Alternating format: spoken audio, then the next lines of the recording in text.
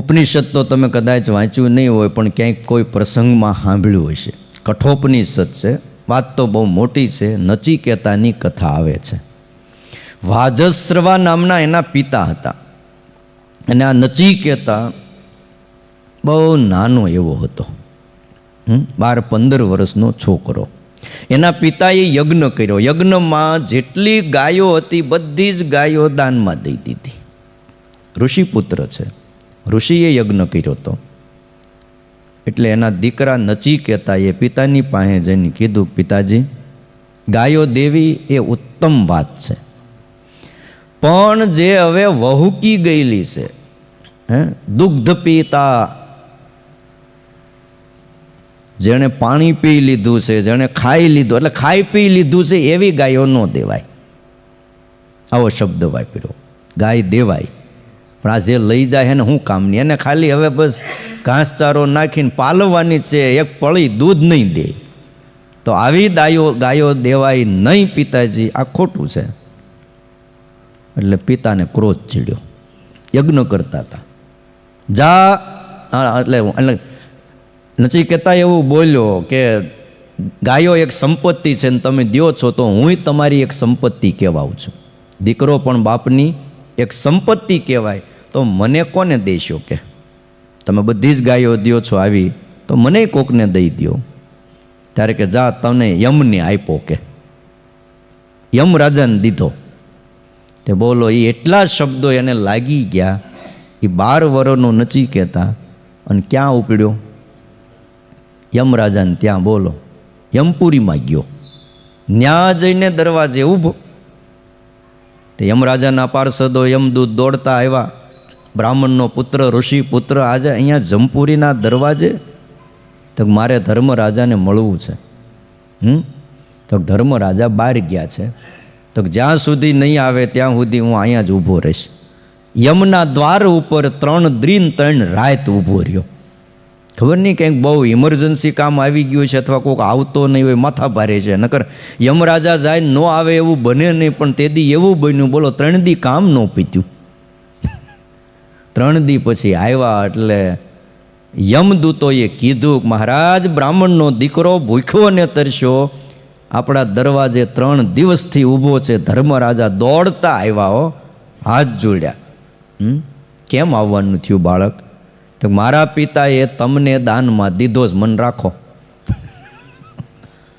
બોલો, કેવા દીકરાઓ હોય છે. શબ્દ લાગી ગયા એને. તો કે મારા દ્વાર પર 3 દિન 3 રાત ભૂખ્યો ને તરસ્યો રહ્યો, 3 વરદાન માગવાનું કીધા. તું માગી લે. અને જો નચિકેતા, તું કે ને. નચિકેતા એ પછી બહુ સારું વરદાન માગ્યું. કથા તો બહુ લાંબી છે કે મારે ભગવાન સિવાય, ભગવાનના જ્ઞાન સિવાય કાંઈ નથી જોતું. ત્યારે યમરાજાએ કીધું, તું કે તો આખી પૃથ્વીની સંપત્તિ તારા ચરણોમાં મૂકી દઉં. તું કે તો તને અજર અમર કરી દઉં. જ્યાં સુધી હું છું ત્યાં સુધી કાળ તારી પાસે તને લેવા ન આવે, આટલું વરદાન દઈ દઉં. તું માગી લે. પણ આજે તું માગશું ને એ રહેવા દે. તો મારે કાંઈ નથી જોતું. તમે જે કહો છો એ કેવું છે? તો કે સ્વભાવા. સ્વ એટલે કાલ. કાલ જ એનો અભાવ છે. આજ તમે મન દેહો, કાલ મારી પાસે નહીં હોય. આજ તમે સંપત્તિ, રૂપિયા, આ લોકની વૈભવ, અરે તને ચક્રવર્તી રાજા કરી દો આખી પૃથ્વીનો, અને કાળ તારું નામ ન લે. હા, તો મારે કાંઈ જોતું નથી. મને ભગવાનનું જ્ઞાન આપો. પછી ભગવાનનું જ્ઞાન એ ધર્મરાજાએ આપ્યું. એ કઠોપનિષદની અંદર બધી વાત લખાણી. પણ આ ક્યાંથી થયું? બસ એક શબ્દ લાગી ગયો, જા, તને જમને દીધો. તે નીકળી ગયા. ધ્રુવ પોતાના પિતાના ઉત્તાનપાદના ખોળામાં બેસવા ગયો, અને સાવકીમાં સુરુચિએ શબ્દો માર્યા કે પિતાના ખોળામાં બેસવું હોય તો મારે પેટ જન્મ લેવો પડે. બોલો, શબ્દ લાગી ગયા. પછી પોતાની માં સુનીતિ પાસે આવીને કીધું કે મને મારી બીજી માએ આવા શબ્દો કીધા. ત્યારે સુનીતિ બહુ ઢાયા હતા. એને ખબર હતી કે અત્યારથી નાના દીકરા અને બાપ વચ્ચે વેરના બીજ વવાઈ જાય. એટલે કીધું કે એમાં ખોટું શું કીધું છે? હું તને એ જ કહેવાની હતી આવતીકાલે કે તારે જો સુખિયા થવું હોય તો નારાયણની ગોદમાં બેસ, જા, વનમાં જતો રહે. તે માં તું કહેશો? તો કે હા, અને 5 વર્ષનો બાળક શબ્દ લાગી ગયા, નીકળી ગયો વનમાં, અને 6 મહિના આરાધના કરી નારદજીએ આપેલા મંત્રનો જાપ કર્યો. નારાયણ પસંદ થઈ ગયા. બોલો શેનાથી થયું? શબ્દથી થયું. ઉપલવ્ય નગરી છે, એમાં શલ્યએ યુધિષ્ઠિરને દુર્યોધનની સેવા શુશ્રૂષા વિશે અને પોતે એને આપેલા વરદાન વિશેની વાત કરેલી. આ બધી વાતો મહાભારતના ઉદ્યોગ પર્વમાં આવે છે. ત્યારે એ સાંભળીને બહુ વિચલિત થયા વગર યુધિષ્ઠિરે શલ્યને એટલું કીધું હતું કે મહારાજ, આપે પ્રસન્ન થઈને દુર્યોધનને સહાયનું જે વચન આપ્યું છે એ બહુ સારું કર્યું છે. શલ્ય કોણ હતા? યુધિષ્ઠિરના કંઈક મામા સંબંધિત થતા હતા. પણ હવે ઓલાને વચન દઈ દીધું, સામે પક્ષમાં જવું પડ્યું. સેના લઈને આવતા હતા તેને એમ કે આવડી મોટી સેના એ તો યુધિષ્ઠિરની જ હોય ને. ભૂલ ખાઈ ગયા અને કીધું અમારી બાજુ રહેવાનું. તો હા, તમારી બાજુ જ હોય ને કે. હા, બોલાઈ ગયું ને. તેથી રાજા મહારાજા પાછા એવા બોલ્યું ફરે નહીં, અત્યારની જેવું નહોતું. આજે ભાષણમાં કંઈક બોલ્યા ને બીજા ભાષણમાં બીજું બોલ્યા ને ત્રીજા વખતે ત્રીજું બોલ્યા. દરેક ચૂંટણી વખતે જુદું બોલે. બોલો. પણ તે દી રાજાઓ એવા હતા કે બસ વચન આપી દીધું કે તમારા પક્ષમાં રહે. પછી યુધિષ્ઠિરે સહાયનું વચન કીધું, પ્રસન્ન થઈને દુર્યોધનને સહાયનું વચન આપ્યું. યુધિષ્ઠિર કીધું કે તમે બહુ સારું કર્યું, કાંઈ વાંધો નહીં, પણ હે રાજા, હું આપના દ્વારા મારું એક કામ કરાવવા માગું છું. તમે વચન ભલે એને આપી દીધું, તમે એની બાજુ રહ્યો, એનો કોઈ મને અફસોસ એ નથી, પણ તમારા દ્વારા મારે એક કામ કરાવવું છે કે જ્યારે અર્જુન અને કર્ણનું યુદ્ધ થાય અને એ અવસર નજીક આવી જાય ત્યારે તમે કર્ણના સારથી થાજો, રથ તમે ચલાવજો, અને અર્જુનની રક્ષા કરવા માટે કર્ણનો ઉત્સાહ ભંગ કરતા રહેજો. હા, એટલે કર્ણથી અમને વિજય અપાવજો. મામાજી, ન કરવા યોગ્ય કાર્ય પણ આપ મારા માટે કરજો. એને મામા હતા. કીધું મામાજી એટલું કામ કરજો, ભલે એ બાજુ રહ્યો. ત્યારે શલ્યએ કીધું એના મામાએ, કાંઈ વાંધો નહીં ભાણા, એટલું કામ તો હું કરીશ કે. અને એ વખતે અવશ્યપણે હું એને અહિતકારી વચનો કહીશ જેનાથી એનો ઉત્સાહ ભંગ થઈ જાય. અને બન્યું એવું ભાઈ, જ્યારે યુદ્ધમાં કર્ણ અર્જુનને મારવાની વાત કરે ને, અર્જુનને આજ તો પૂરો જ કરી દેવો છે. ત્યારે શલ્ય કર્ણને એટલા જ શબ્દો મારે, કર્ણ, તમે પોતાના શત્રુ વિશે જે કાંઈ કહી રહ્યા છો ને એ બધો જ બકવાસ છે કે. હા, હું હજારો કર્ણની સહાયતા વિના પણ યુદ્ધમાં શત્રુને જીતી શકું છું. તમે જે દેશના રાજા બનીને બેઠા છો ને એ અંગ દેશમાં શું થાય છે? પોતાના સગા સંબંધીઓ રોગગ્રસ્ત થઈ ગયા છે, એમનો ત્યાગ કરી અને પોતાની પત્ની અને બાળકોના ત્યાંના લોકો બધાય વેચી દે છે. અને અર્જુન છે ને, અર્જુન એની તોલે તમે ન જ આવો કે. કર્ણ કે હું ન આવું કે, એક બાણથી ઉડાડી દઉં. હવે વાતું થાય વાતું, કર્ણ અર્જુન એ અર્જુન છે, તમારાથી કાંઈ ન થાય. હવે જ્યારે જ્યારે કંઈક ઉત્સાહમાં આવી જાય ને વાતું કરે ને, તે મામા બેઠા બેઠા સારથી હતા, પાછા રથ હાંકતા હતા, તોડી નાખે. એ ઉત્સાહ ભંગના કારણે કર્ણ હાર્યો. બોલો, ગમે એવો માણસ હોય, બળિયો હોય, પણ જો એને તોડી નાખવામાં આવે, એટલે કર્ણ અને શલ્ય, રથ અને સારથી એકબીજાના આક્ષેપો નાખીને ઉતારી પાડતા હતા. અને કર્ણ શલ્યના ભદ્ર દેશની નિંદા કરતા હતા. ત્યારે શલ્ય કર્ણને અર્જુનની તુલનામાં શક્તિહીન બતાવી દેતા હતા. અને આખીર ભાઈ વિજય થયો અર્જુનનો. કયો હવે તમે જુઓ, રામનો રાજ્યાભિષેક થવાનો હતો, હવે તો બહુ દિવસો નજીક છે અને મંદિરની તૈયારી પણ અયોધ્યામાં ધમધોકાર હાલે છે. હો, મંદિર પૂરું થઈ ગયું, બાકી છે, હજી ઘણું બાકી જ કામ, પણ પછી કામ તો હાલ્યા કરે. હવે તારીખ નક્કી થઈ ગઈ છે એટલે રામ લલ્લા તો બિરાજમાન થઈ જ જશે. રામનો અભિષેક હતો, સમાચાર મંથરાને મળ્યા અને કઈ કઈને સમાચાર આપ્યા અને સમાચાર એવા આપ્યા કે તારી ઉપર મોતનું તાંડવ નાચે છે કઈ કઈ. બોલો, આપત્તિનો પ્રવાહ તૂટવાનો છે. કઈ કઈ કે પણ એવું શું બન્યું? શું કાંઈ અશુભ ઘટના ઘટી? ત્યારે મંત્રાએ કીધું કે ના ના ના, કાલે દશરથ મહારાજા રામને ગાદી સોંપવાના છે. ત્યાં કઈ કઈ તો એટલા બધા રાજી થઈ ગયા, એટલા બધા રાજી થઈ ગયા કે ન પૂછો વાત. કારણ કે આ વાત કઈ જ હતી. દશરથ રાજાને કીધું તો કે તમે ગાદી રામને સોંપી દો. તે બહુ રાજી થયા.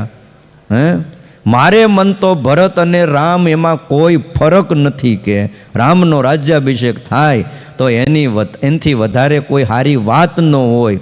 ત્યારે મંથરાએ આટલું કીધું કે તમારું મોટું સંકટ થવાનું છે, મોટું સંકટ. તમે રાજી થાવ છો? જો રામને રાજ્ય મળશે તો રામ છે ને રાજનીતિ ભણેલા છે અને ભરત પ્રત્યે પછી ક્રૂર વ્યવહાર કરશે અને ભરતને રામની ગુલામી કરવી પડશે. અને જો કઈ તારે કૌશલ્યાની દાસી થવું પડશે.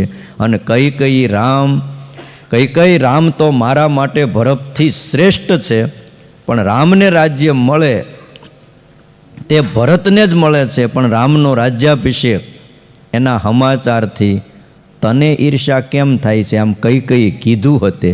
ત્યારે મંથરાએ એવું કીધું કે તમારી અંદર અજ્ઞાન પડ્યું છે, તમને ખબર નથી. જો ભરતને ગાદી મળે તોય ભલે રામને મળે તોય માને જ કાંઈ લાભ છે નહીં, પણ કાલે ગાદી આપવાની છે. હાવ સાચું કયો, તમને સમાચાર આપ્યા કોઈ? આ તો મેં આપ્યા. મહારાજા દશરથને સમાચાર ન આપવા જોઈએ. આજે આખું અયોધ્યા શણગારાય છે, ધામધૂમી થાય છે, તમને અંધારામાં રાખ્યા. એટલે આની પાછળ ડાળમાં કંઈક કાળું છે. હવે આ શબ્દો લાગી ગયા. તે આખી રીલ ઊંધી ચડી ગઈ અને હવ જાણીએ છીએ રામને ગાદી આપવાનો વિચાર હતો, એને બદલે રામને 14 વર્ષનો વનવાસ દેવાઈ ગયો અને મહારાજા દશરથનું પણ મૃત્યુ થયું અને પોતે વૈધવ્યપણું ભોગવવું પડ્યું. આ મંથરાના શબ્દોથી થયું. એટલે ક્યાંક કોઈક ઘરમાં, ક્યાંક માહોલમાં, ક્યાંક જગ્યાએ મંથરા હોય ને તો મા બાપ શું કરવું? ધ્યાન રાખવું. સોસાયટીમાં હોય, હા, મંથરા મરી નથી, હા જીવે છે. તમારી સોસાયટીનો હંપ તોડ નાખે, તમારા પરિવારનો હંપ તોડ નાખે, બધું જ તોડ નાખે અને ખબર પણ પડવા દે નહીં. બોલો, એટલે આ બધું બહુ અઘરું છે. શબ્દો લાગી ગયા એટલે આ થયું. આવી કથા તો રામાયણમાં ઘણી લખી છે. બોલો, લંકામાં આવી એમ કહેવાય છે કે અકંપન નામનો રાક્ષસ, એણે રાવણને ખરદૂષણ સહિત 14,000 રાક્ષસો સાથે માર્યા ગયાના સમાચાર આપ્યા હતા. તે રાવણ એટલો બધો ગુસ્સે થઈ ગયો, એટલો બધો, હું વાત કરો, 14,000 રાક્ષસોને મારી નાખ્યા અને એમાં ખરદૂષણ મુખ્ય હતા, એને મારી નાખ્યા. એક બાણથી માર્યા. બોલો, ભગવાન રામે. તે અકંપન હતો, એણે રામનું સામર્થ્ય બતાવ્યું અને કીધું કે બધા જ દેવતા અને અસુરો સાથે મળી જાય ને તોય રામને કોઈ મારી ન કે એક વાળ પણ વાંકો કરી શકે નહીં. હું એના સામર્થ્યને જોઈને આવું છું. ભલે તપસ્વી છે પણ સામર્થ્ય ગજબનું છે. જો એમની પત્ની સીતાનું હરણ થાય તો એના વિયોગમાં એ જીવતા ન રહે. આવા શબ્દો કીધા. કોણે? આણે. એટલે રાવણ સીતાને ઉપાડવા નીકળી ગયો હતો. નક્કી કરી નાખ્યું હતું. અને એમાં થોડાક શબ્દો પાછા આગળ ઓલાના લાગ્યા હતા, આપણે સુરપંખાના, એના નાક કાન કાપ્યા હતા. એણે થોડાક શબ્દો કીધા હતા કે તમારે આ લંકાની નગરીમાં શોભે એવી કન્યા સીતા એ તો પંચવટીમાં છે.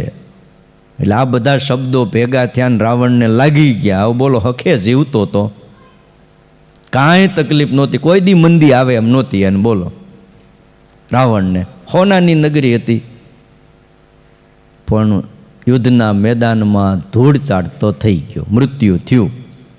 એટલે ડાયા માણસોએ શબ્દને બહુ વિચારવા અને શબ્દ બોલવા. શ્રીજી મહારાજ કહે છે કે જે જેવા ગુણયુક્ત હોય એવી રીતે એમને શબ્દોથી બોલાવવો. થોડા વર્ષો પહેલાં મુંબઈની અંદર એક દંપતી હતા, પરિવાર બહુ સારો, સુખી, બધી જ રીતે મેળ. એની દીકરી હતી, એને ઇંગ્લેન્ડ ભણવા મોકલી હતી આ વર્ષો પહેલાં. હવે દીકરી ઇંગ્લેન્ડ ભણવા ગઈ અને આ બાજુ ઘરમાં બે માણાને કંઈક ઝઘડો થયો. થોડા વર્ષો પછી તે પત્ની પિયર વહી ગઈ. સંબંધીઓ અને પુત્રી અને પેલા ભાઈ એ બધાને એને પછી કીધું. પછી દીકરી પાછી ઇંગ્લેન્ડથી આવી, એને ખબર પડી કે આવું થયું છે મારા મમ્મી પપ્પાને. એટલે દીકરીએ બીજા મોટા મોટા સંબંધી ભેગા થઈને ભાઈને સમજાવ્યો, ભલા માણા હવે આ ઉંમરે દીકરી કાલ સવારે એને પરણાવવાનો સમય થઈ ગયો અને તમે બે જણા આવું કરો. કાંઈક સમજ જા, નિર્માની થાન, થોડીક હિંમત ભેગી કર. હા, ભલે એ ન સમજે પણ તું તો કાંઈક સમજ. કાંઈ વાંધો નહીં, તમે બધા કહો છો દીકરીના ભલા માટે. બિચારો નિર્માની થઈ, એણે ડ્રાઈવરને મોકલ્યો બોલાવવા. ડ્રાઈવર ગયો હતે અને પત્ની સામાન લઈને આવી પણ ખરી. અરે કાગળે લખ્યો, ટેલિફોન નહોતા તેથી કાગળ લખ્યો અને વિનંતી કરી. એટલે ઓલી આવી પણ ખરી કે ભાઈ તારે જે ઈચ્છા હોય ને તમે જે હોય એને મારી ભૂલ થઈ ગઈ છે, હવે હું ધ્યાન રાખીશ કે પણ તું આવી જા આપણી પ્રજાના સુખ માટે. સામાન ગોઠવો. દરવાજો ખોલીને પછી એની પત્નીએ પતિને કીધું કે લ્યો આવવું પડ્યું ને લેવા. હું આવવું પડ્યું ને, મોકલવા પડ્યા ને કે. અને ભાઈ એ શબ્દો લાગી ગયા. અને જે ગાડીમાં આ આવી હતી ને એ જ ગાડીમાં આવડો આ બેહીન ગાડી મારી મૂકી, દરવાજો બંધ કરી દીધો. હજી નથી આવ્યો એ ભાઈ. તમને ક્યાંક મળે તો કહેજો. ભયો ગયો હિમાલયમાં. હવે આ કહેવાની જરૂર હતી કાંઈ? સાનું મના સામાન ગોઠવાઈ ગયો, બધું મૂકી દીધું, પણ લ્યો આવવું પડ્યું ને. આટલા શબ્દો લાગી ગયા ને તે બધું હતું નહોતું થઈ ગયું. દીકરાઓ વિદેશ હતા, દીકરીઓ વિદેશ હતી, બધો સુમેળ વિખાઈ ગયો. એટલે કીધું કે જે માણસ જેવા ગુણથી યુક્ત હોય, જેવા હોય એને એવા જ વચને કરીને બોલાવવા. અને ખોટું છે ને બળતામાં ઘી નાખવું નહીં. ડાયા માણસોએ આ કરવું જોઈએ. વલ્લભભાઈ પટેલ તમને ખબર હોય તો આપણા દેશના લોખંડી પુરુષ ઘડવૈયા, વકીલાત કરતા હતા, વકીલ હતા. અને આ વકીલ વગર આ બધું તેમ તમે માનતા નહીં. ગાંધીજી વકીલાતનું ભણ્યા હતા. તો આ બધા મોટા મોટા લંડન ને આફ્રિકા ને બધે જઈને ભણેલા. આપણે એમ થાય કે એમનો દેશ આઝાદ થઈ ગયો. ભાઈ એમનું ના થાય. ત્યાં બધું કાયદા કાનૂન ને બધું જાણવું પડે. વકીલાત કરતા હતા ને એમની પાસે એક કેસ આવ્યો, તમે સાંભળજો. હવે સામેવાળાનો સાક્ષી જે હતો એ કોર્ટમાં જો ગેરહાજર રહે તો જ સરદાર કેસ જીતે એમ હતા. આ ફાઇનલ હતું. અને અંગ્રેજોનું તે વખતે શાસન હતું. એટલે સરદારે યુક્તિ કરી, સરદાર વલ્લભભાઈએ, કે સાક્ષી પાસે એક માણસને મળવા મોકલ્યો, જે સાક્ષી પુરવાનો હતો ને એની પાસે. અને જઈને કીધું કેમ તમે બીમાર જેવા લાગો છો કે. કોને? ઓલા સાક્ષીને. કે ના ના હું બહુ રેડી છું, કોઈ તકલીફ નથી. તો ના ના આ તો મને હું આવ્યો એટલે મને એવું લાગ્યું કે તમે કાંઈક ઊંડા વિચારમાં થોડાક બીમાર લાગો છો એમ. તો ના કોઈ તકલીફ નથી, આઈ એમ રેડી, હું રેડી છું કે. થોડી વાર થઈ એટલે વલ્લભભાઈ પટેલે બીજાને મોકલ્યો. આ જ રીતે તારે આટલું જ કહેવાનું. એટલે કે કેમ હમણાં કાંઈ બીમાર લાગો છો? હાવ ઢીલા ઢીલા. ના ના ના કોઈ તકલીફ નથી કે. પણ ઓલાએ કીધું, આ બીજાએ કીધું કે થોડા થોડા આમ ચક્કર માંડ્યા આવવા. હવે આમ આમ થોડું થોડું માંડ્યું ફરતું દેખાવા. ઈવડો ઈ ગયો. સરદાર વલ્લભભાઈએ ત્રીજાને મોકલ્યો કે જા જઈને કે, શીખવાડીને મોકલ્યા. એણે જઈને કીધું, વાત કરી કે કેમ તમે હાવ અસ્વસ્થ છો, કાંઈ બીમાર છો? તે બોલો ગોદડું ઓઢીને હોઈ ગયો. હા, તાવ આવી ગયો અને કોર્ટમાં સમયસર હાજર ન રહી શક્યો અને સરદાર વલ્લભભાઈ કેસ જીત્યા. સાક્ષી પૂરવા ન આવી ગયો, બોલાવા આવ્યા, બોલો કે મને તાવ આવે છે કે હું નહીં આવી શકું, આજ તો નહીં જ આવું, કાલની તારીખ લ્યો તો કાલની તારીખ નથી લેવાય એમ, આજ જ આવું તો આજ તો મને તાવ આવે છે, હું નહીં આવું. હાવ હાજે હારો હતો. શબ્દમાં કેટલી તાકાત છે તમે વિચાર તો કરો. કથા વાર્તાના શબ્દો ને આ બધું જો સાંભળે ને તો જીવ ભાઈ ક્યાંનો ક્યાં પહોંચી જાય એમ છે. કયો આવી તો કેટલી વાતો છે, કેટલી કરીએ. કયો ઇતિહાસો ભરેલા છે, ઇતિહાસો. અમુક વાતો તો જીવને સમજ્યામાં પણ આવે નહીં. આફ્રિકાની એક શાળા હતી, સ્કૂલ. અંગ્રેજીનું શિક્ષણ ત્યાં સંતોષકારક નહોતું અપાતું. પછી તપાસ કરી કે આવું કેમ છે. કારણમાં એટલું જ હતું કે અંગ્રેજી જે શિક્ષણ આપનારી શિક્ષિકા હતી એ વર્ગની જ્યાં શરૂઆત થાય ને ત્યારે એટલું જ કે હવે આપણે આપણા દુશ્મનની ભાષા શીખીએ.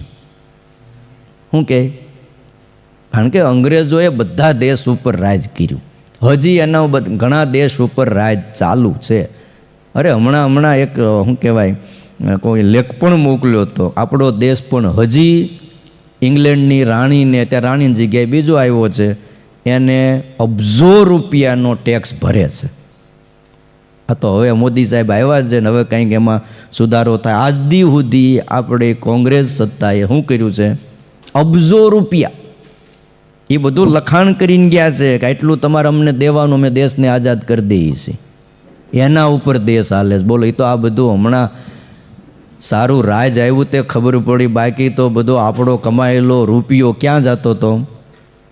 હજી જાય જ છે, લખાણ ચાલુ જ છે. આવું આપણા એક દેશ ઉપર નહીં, બીજા ઘણા દેશો ઉપર એ આવી જ રીતે શું કહેવાય, હા ઠીકડું ખોડીને જ આઝાદી આપીશ. બોલો, કરાર કરેલા છે. આપણે નથી 99 વર્ષના પટ્ટે લઈ, એમ ભારત તો 99 વર્ષના પટ્ટે લીધો છે. તો અને એમાં પછી કરવું જ પડે. એટલે આટલા શબ્દો બોલો કે હાલો હવે આપણે આપણા દુશ્મનની ભાષા શીખીએ. આટલું બોલીને પછી અંગ્રેજી ભણાવવાનું ચાલુ કરે. તે આફ્રિકાના કોઈ છોકરાને કે છોકરીને અંગ્રેજીની ભાષા ન આવડી, કાચા રહી ગયા. શું કામ? એ આપણા દુશ્મનની ભાષા આપણે શું કામ શીખવી? શબ્દો લાગી ગયા. બોલો, શબ્દ બહુ કામ કરે. એટલે ડાયા માણસો એ શિક્ષાપત્રી છે ને એ હવના કલ્યાણ માટે લખાણેલી છે. સંત દાદુ થઈ ગયા એક કચ્છની અંદર, એનો શિષ્ય હતો રજ્જબ. ઘોડા ઉપર ફૂલેકે ચડ્યો હતો અને ફૂલેકે ચડેલો જોયો, ટકોર કરતા તેથી દાદુ સંત એણે એટલું જ કીધું, રજ્જબ તે ગજબ કિયો, રજ્જબ તે ગજબ કિયો, શિર પર બાંધા મોર. ઓલો બાંધ્યું હોય ને પીછી, આયા થા હરિભજન કો. પહેલાં આવડો આ દાદુ સંત પાસે આવ્યો તો મારે ભગવાન ભજવા છે, તો બહુ સારી વાત છે. પ્રભુનું ભજન કર, ભક્તિ કર, સમાજની કંઈક સેવા કર, બે સારા કામ કરી કે. પણ હવે એમાં ફૂલે કે ચડ્યો એટલે કીધું, રજબ તે ગજબ કિયા, શિર પર બાંધા મોર, આયા તા હરિભજન કુ, કરે નરક કો ઠોર. હવે નરકી ગયો, સમજી લે. એ તું ગયો હવે કામથી. પણ એ શબ્દો એને લાગી ગયા. બોલો, એ ઘોડા ઉપરથી હેઠો ઉતરી ગયો તો અને ભગવો ભેખ લઈ લીધો. શબ્દો લાગી ગયા. તો આપણે કંઈ ભણવું નથી. કેવું કેવું કામ થાય તમે વિચાર તો કરો. શિકાગોની ધર્મ પરિષદની અંદર ઘણા માણસો બેઠા હતા અને વિવેકાનંદ સ્વામી વહેલા શિકાગોની ધર્મ પરિષદમાં ગયા હતા, આજથી કેટલા વર્ષો પહેલાં. બોલો, એટલે વ્યવહાર તો ને 300 વર્ષ પહેલાં પણ હતા. ક્યાં? વિદેશ જવાના, પણ વાહનમાં જતા હતા. અને એ પરિષદમાં બધાના પ્રવચનો હતા. એમાં વિવેકાનંદ સ્વામીને ફક્ત 1 મિનિટનું પ્રવચન આપ્યું. આ એક અપમાન માટે કે આ ભારતીય એને શું આવડે કે બધા એનો વેશ જુઓ, એના કપડાં જુઓ, બધું. હવે એ વખતે તો એવું જ હતું બધું. એટલે 1 મિનિટનું ખાલી આપ્યું એ જ છેલ્લે. હો કે 1 મિનિટ બોલવાનું, વધારે નહીં. ખાલી માઇક હાથમાં લઈને બોલો. માઇક તેદી હશે ને એના પ્રવચનો આજ પણ એ રેકોર્ડ થયેલું છે. તમે વિચાર તો કરો કેટલા વર્ષ પહેલાં. એ કેટલા આગળ હશે એમ. આપણે તો ત્યાંથી હાવ પૂરું થઈ જાય તો અહીંયા આવે. એક જ શબ્દ શરૂઆત કરી, લેડીઝ એન્ડ જેન્ટલમેન. આટલું જ્યાં બોલ્યા ત્યાં તો એ પરિષદનો બહુ મોટો માહોલ હતો. તાળીઓના ગડગડાટ થઈ ગયા. અને પછી તો તમ તારે કલાકો સુધી આની ફરમાશ આવી કે એમને બોલવા દો. પછી શું કરી લે કયો? એ લેડીઝ એન્ડ જેન્ટલમેન આટલું લગભગ વિદેશમાં કોઈ ન કે મારા ભાઈઓ અને મારા બહેનો, એવું જે શબ્દ એટલો બોલ્યા ને. અને પછી તો ભાઈ બીજાનો વારો ન આવે.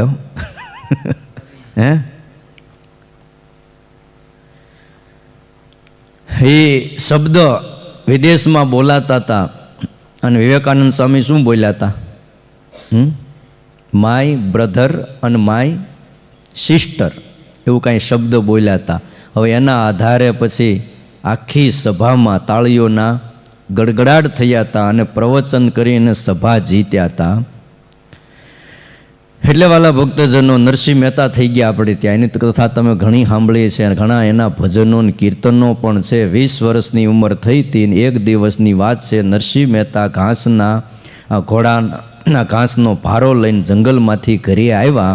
અને કહેવાય છે કકડીને ભૂખ લાગી હતી નરસિંહ મહેતાને. જમવા માટે બેઠા તેની ભાભી તાડું ક્યાં. કોના? નરસિંહ મહેતાના. કે આમ તો ભણવામાં ભોટ છો કે, અને કમાણી કરતો નથી, અને પેટ ભરવાની અક્કલ ભારે છે. આટલા શબ્દો એ નરસિંહ મહેતાને હાડો હાડ ઉતરી ગયા અને ભર્યા ભાણેથી ઊભા થઈ ગયા હતા.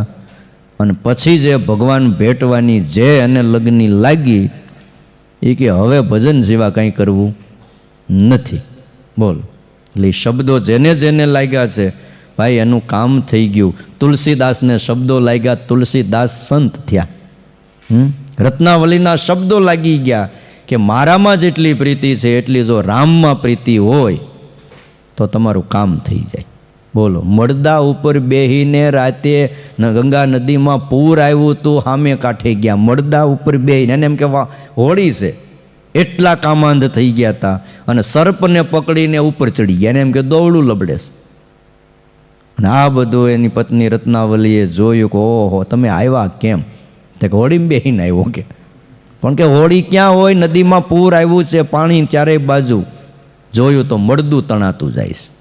તો ચડ્યા કેવી રીતે આ ઉપર? તો કાંઈ દોવડું બાંધ્યું ત્યાં ને જોયું તો સર્પ આયલો જાય. ઓહો, આટલું બધું મારામાં હેત, આટલું જો રામમાં હોય ને તમારું કામ થઈ જાય.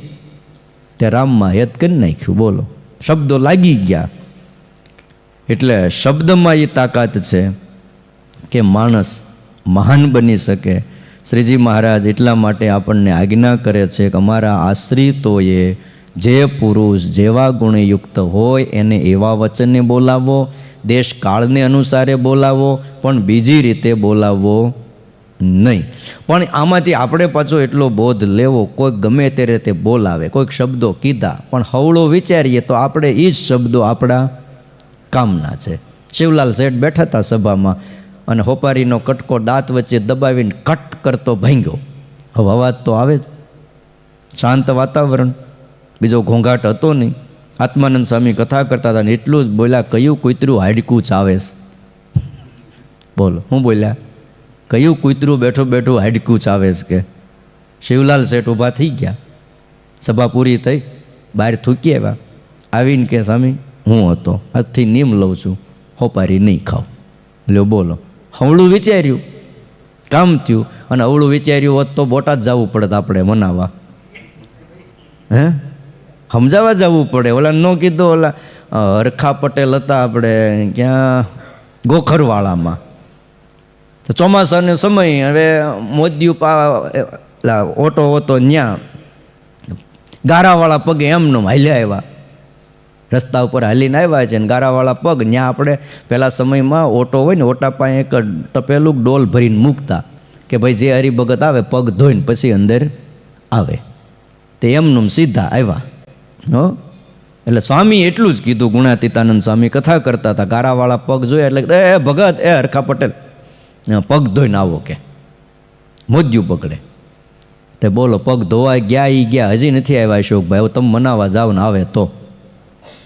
હે પગ ધોવા ગયા એ ગયા, પછી તો 2 દી 3 દી અઠવાડિયું થયું સ્વામી રોકાણા આવે નહીં. એટલે કીધું પટેલ કેમ દેખાતા નથી? સ્વામી એને ખોટું લાગી ગયું. કે આપણે એમાં ક્યાં કંઈ બીજું કીધું, આપણે એટલું કીધું પગ ધોઈને આવો મોદ્યું પકડે, જાઓ બોલાવો. સ્વામી બોલાવે છે બહુ. પછી ગામના આગેવાનો બીજા ત્રીજા જ્ઞાન મનાવીને આવ્યા એટલે કે સ્વામી કે શું થયું? જો સ્વામી મંદિર અમારું, ગાય અમારે કરવી, મોદ્યું અમારે ધોવું, તમને શું વાંધો છે?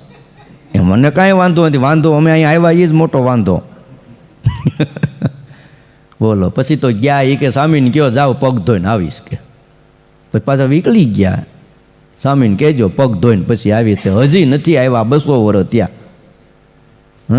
એટલે આપણે હરખા પટેલ ન થવું. આપણે છે ને 2 મોટા સાધુ 2 હરિભગત કહે તો પાછું વળવું. આ વાગડના ભીખાભાઈ ન પાછા વળી ગયા. સારું સ્વામી તમે કહો છો તો આપણે માંડી વાળો કે. એટલે શબ્દને વિચારવા, એ અનુસારે હવને બોલાવવા, એટલો વિવેક રાખી તો સત્સંગ પણ બહુ વધે. હા આપણે એમાંથી કોક આપણને કડવું કહે તો આપણે સહન કરવું, પણ આપણે ક્યારેય કોઈને પણ કડવા વચનથી બોલાવો નહીં. નવો હોય તો એને બહુ છે ને આ સોળે બોળેમાં બહુ નહીં પડવાનું, માથાકૂટ નહીં કરે, પાળવાનું બધું આપણે કોઈ ના નહીં. પણ ખોટું અહીંયા હાથ નહીં અડવાનું, અહીંયા નહીં અડવાનું, ભાઈ હવે શું કરવું હવે અહીંયા? આપણે પોતે પાડી લેવો. ગેસનો બોટલ આખી દુનિયામાં ફરીને આવે, માંસ રંધાતું હોય ન્યાય ગયો હોય ને તમારા ઘરની અંદર આવે એમ કહેવાય એ બોટલ બહાર રાખજો, અમારે ન હાલે તો રસોઈ એ નહીં કરો તોય ન ખાય ભલા માણા. એમાં કંઈ એ હાલતું હોય છે એ તો બધી જતો હોય, કાંઈ તમારા એકના જ ઘરે જાય? અરે એની ક્યાં વાત કરો, 500ની નોટો 2000ની બંધ થઈ ગઈ, 500ની નોટો બધાના હાથમાં ગઈ હોય, એમાં ઓલા તો થૂકથી જ ગણતા હોય. તોય તમે ખિસ્સામાં નથી રાખતા, તો ધોતાયને તિજોરીમાં રાખો છો. ભાઈ બધું એમ જ હોય આ દુનિયામાં, સમજી જ રાખવાનું હોય. થોડુંક સમજીને પાળીએ તો લાંબો સત્સંગ થાય અને આપણો ટકે અને બીજાનો ટકે, બીજાને ગુણ આવે. બસ બીજાને ગુણ આવે એવી વાણી રાખવી. સહજાનંદ સ્વામી મહારાજની જય.